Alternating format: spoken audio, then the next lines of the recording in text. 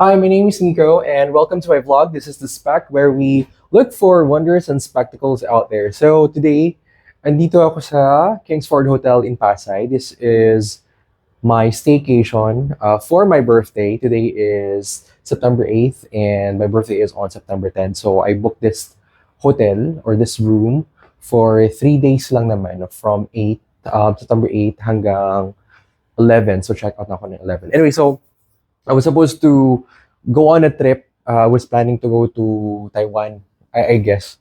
Pero parang sabi ko, parang napagod na ako kakaikot o kakabiyahe. Parang ayoko na mag-impake. At with the immigration situation in the Philippines, parang ang hirap ng bumiyahe. So although nakabiyahe naman na ako in Bangkok a few months past. Pero I'm thinking parang gusto ko lang chill lang talaga sa birthday ko. Kasi work has been quite tiring lately. So sabi ko gusto ko lang ng chill. Ayoko nang iniisip na immigration or ticket. Gusto ko lang talagang magpahinga at humilata sa kama. And yun. So this is fairly a new hotel, I guess. Parang hindi naman siya kalumaan.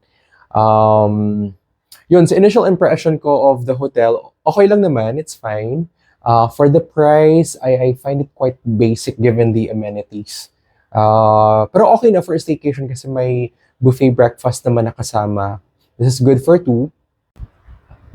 Kailangan ko lang turn on talaga yung TV. Parang part siya ng experience. Parang background music or noise lang siya talaga for me. So, uy. O, diba? Hindi mag-on yung TV. Yung totoo. Hala, paano to? Wait. Ito ba yun? Ayun, ito pala. Okay. Tapos, oh. Hello. Halatang hindi na ako nagti-TV. And then, I turn it on. Ayun, ganun pala yun. Ayan. Parang channel. Sure.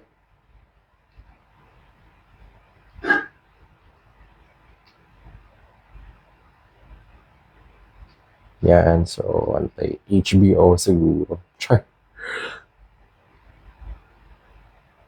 Also, I was able to pack light. Yan lang yung gamit ko na sukso ko lahat na nandyan. Ang laman ng bag na to ay mga snacks. So, mga chichirya at water kasi I noticed sa area medyo malayo yung convenience store. So, nag-grocery ako para makabili ng water and I think mga snacks also para in case gutumin ako. So, I don't know what my plan is just yet. I think I'm just gonna stay inside the room tonight. I'll see, and then tomorrow I'll have breakfast. I invited my friend here. Magbe-breakfast kami, and then ito talaga yung bet na bet ko pag nag-staycation. Gusto ko na kayo lahat lang sa kama, and nanonood lang ako TV or kahit possibly nanonood ako ng TV, parang background music lang siya talaga. That's my wish.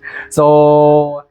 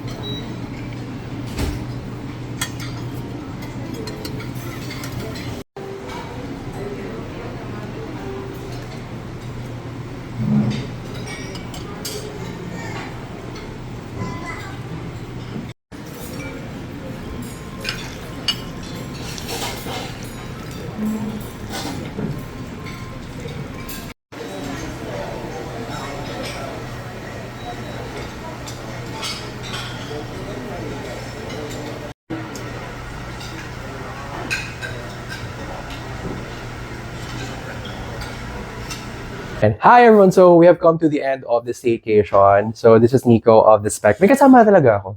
Hi! This is Jean-Pierre. Sino ka raw? Hi!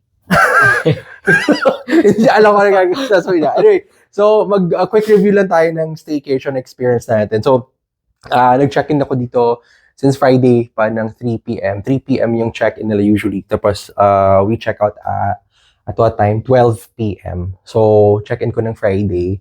Then, check out natin today. Today's Monday ng 12 p.m. So, mag-review lang kami ng experience namin kasi ako I stayed here for nakatatlong, ano ba? 3 nights. 3 nights, 3 days. 4 days. Ha? 4 days, 3 nights ako dito. Tapos, na-experience ko yung breakfast buffet nila. Siya humabol kahapon. So, twice yung na-experience yung buffet plus the amenities also. So, overall experience, para may fresh perspective. Fresh. Oo. It's my first time here, so I guess the overall experience would be it's good to stay here. Okay. On my first time. I love the bed and the comforters. I was able to sleep well. Okay. Food, okay yung food, good variety. Okay for breakfast buffet, so not bad. So, nag-iba yung variety from yesterday. And Every day iba yung yung ulam, ganyan. So, Okay. okay siya. And then, aircon, yung temperature was sakto. Okay, not too hot, not too cold, but sakto lang Parang siya. centralized. Yeah. Parang okay siya. So, Okay. sana lang yung banyo. Yun lang. What about- Sana may divider yung shower. O kasi naka-shower curtain. Shower curtain lang talaga. siya. So, yun. Kasi nababasa minsan yung sa, hindi na shower area. Something to improve. Yeah, something to improve. Ano pa? Yeah. Ako okay ako na may ref sila. Oo nga, no? Free Kasi use hindi of lahat ref. wala. Yeah. May hotel. So, if you have like water or like other drinks, so okay yun. Akala ko talaga wala. Tapos meron pala sa ilalim. Yeah. So, yun. Yung sa lalagyan lang ng damit. So, sana. Like, Kasi ganyan lang siya. Oh, hindi pa yung mga damit ko. So, para siyang ano. Yeah. So, yun. So, sana lang siya. Mas maayos. But overall experience, if I'll be asked na if pupunta pa ba ako dito, naman. Like, Yeah. better naman. Yung driveway lang sa baba. Ayun. Driveway is something to, I don't know if they can still improve on it. Because umiikot siya sa loob around the hotel bago ka makalabas. So, for emergency, if there's an emergency, I don't know how they will be able to do it quickly. So, yun lang. Usually kasi sa hotel, parang pag ganun siya eh. Parang pagpasok mo, labas na agad. Ito, pagpasok mo, iikot ka pa pag ganun sa You have to go likod. around. Tapos parang, Tapos ang concern, di ba sabi mo nga kapag sa emergency, paano pag nagkagano? Tsaka single lane kasi siya. So, Ayun. parang iikot ka talaga. Hindi ka pwede counterflow. Tsaka magaan-tayan. Tapos tagal-tagal sa traffic sa hapon, dami nag-check-out. Biglang na-stuck na lang. Lumabas na lang kami para doon kami sumakay doon sa Grab. Yes. Anyway, yun. Ako naman, yung first pasok ko, di ba nakwento ko po sa'yo, yung sa check-in, parang for a hotel kasi accommodation eh. So, literal, you have to be accommodating like customer service. Parang yun dun sa reception lang ko medyo may concern kasi parang nag-down yung system nila. So parang wala silang way to talk to the customers. Like in front, dalawa na kami nasa counter. Parang ang tagal. Parang tas may tinatawagan pa na, sir, may nag-down, paano to? Tapos hindi kami makausap. Ganyan. Tapos parang medyo, baka bago pa lang siguro kasi yung girl. And then, parang nagbigay na ako ng credit card, bayad na and all. Parang ang nangyari is, parang medyo lost siya ng very light.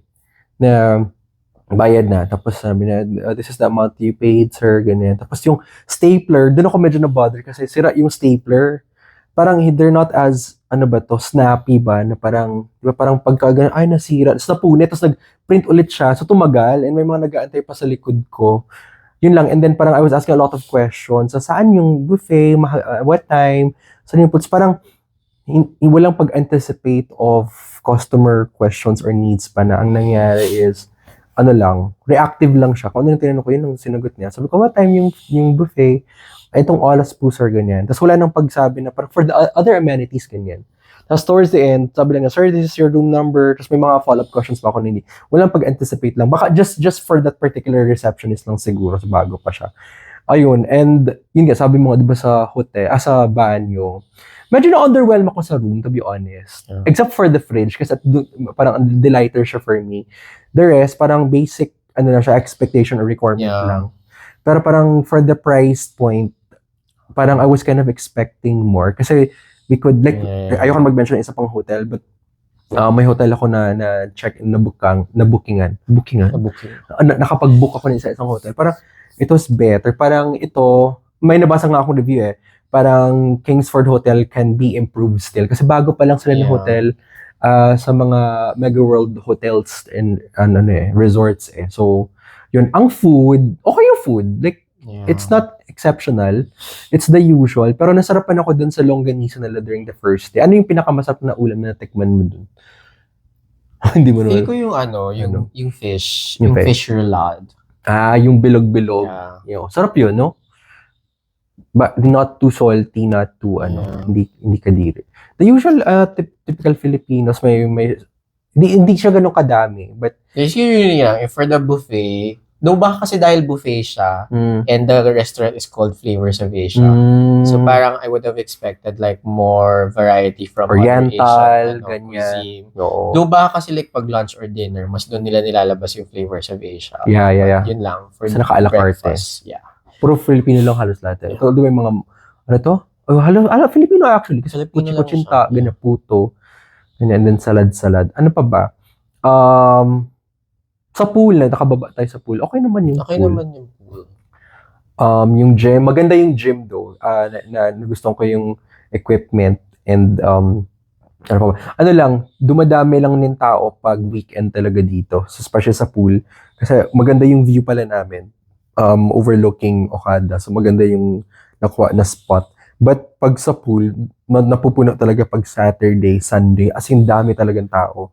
Ngayon, pag weekdays, and Monday ngayon, konti lang tao. No Friday, konti lang din yung tao. Ayan. Ano pa ba? Wala, ang dami ko na sinabi.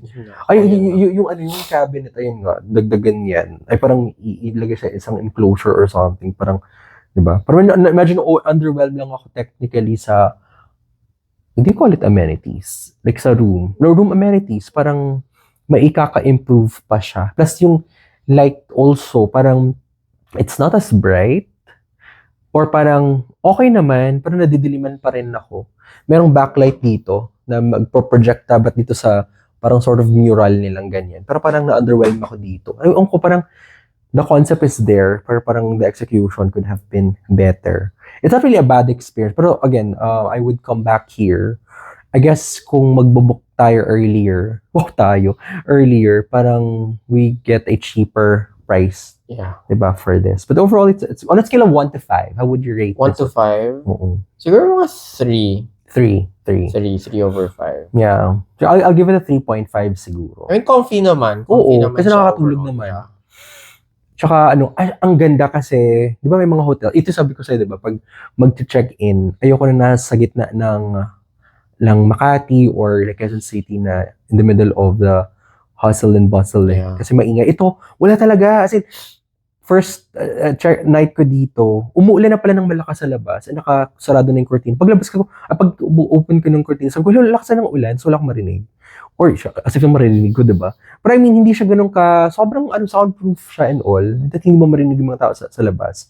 Yun lang. But trivia for this, since itong vlog na to is all about wonders and spectacles, parang is there something special about this hotel? Well, it's the usual hotel. Maganda naman siya for quick staycation. But did you know that this is one of the Mega World hotels and resorts? And alam mo ba na Mega World hotels and resorts are homegrown 100% Filipino? Diba? So kasi usually mga hotels natin like the likes of, ay wag natin mag-mention. Anyway, so these are investors from outside the country. Ito homegrown Philippines. So for me, parang it's a total spectacle na, oh my goodness, for a Filipino, kaya pala na Filipino lumaban, di ba? May ikaka-improve pa. But of course, with the scale and the competency, di ba, to improve yung customer service, amenities and all, parang, wow, lumalaban ang Pilipino. So, yun lang. So that's it for my vlog. Thanks for joining me. Hi. This is our first vlog. Wow! Na-join ka pa sa next vlog. Sana. Ay, sana? Ano sana? Ayun na sumama ako. Thanks everyone. Bye!